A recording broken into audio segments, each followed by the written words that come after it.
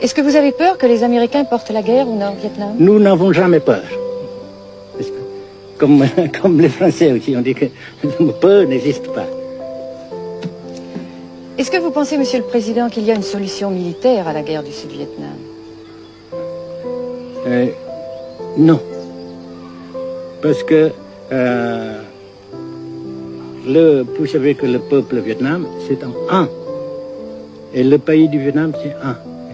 Les Américains ont fait une guerre d'agression, comme qui dit, c'est une guerre non déclarée. Et, comme vous savez aussi, vous avez pu lire dans la presse, n'est-ce pas, mondiale, que plus la guerre prolonge, plus les Américains et leurs valets, n'est-ce pas, s'enlisaient, hein? Et plus ils supportent des échecs, comme vous savez récemment, n'est-ce pas? Par conséquent, la guerre ne peut pas durer éternellement. Et je suis très heureux que les politiciens haut placés français ont reconnu cela.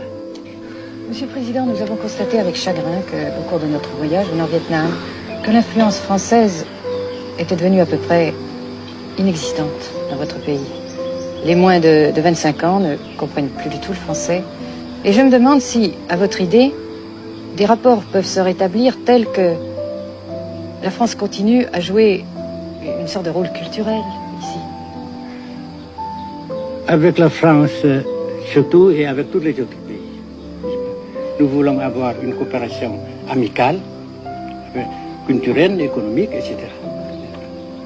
Mais je suis sûr que vous ne voulez pas avoir, n'est-ce pas, que la France ait l'influence qu'elle avait avant. C'est une autre chose. Naturellement, c'est une autre époque. Mais coopération culturelle, économique, qu'est-ce qu'il y a encore, sportive par exemple, oui. etc., etc., n'est-ce pas, nous le dirons. Si la guerre se cristallise au sud et se poursuit encore pendant quelques années, pensez-vous que l'avenir économique du Nord-Vietnam soit viable? Je suis sûr que ça non seulement viable, mais ça progresse. Parce que vous avez vu vous-même, vous avez constaté vous-même qu'ici, nous travaillons beaucoup, notre peuple travaille beaucoup, avec abnégation, n'est-ce pas, et avec dévouement, avec enthousiasme.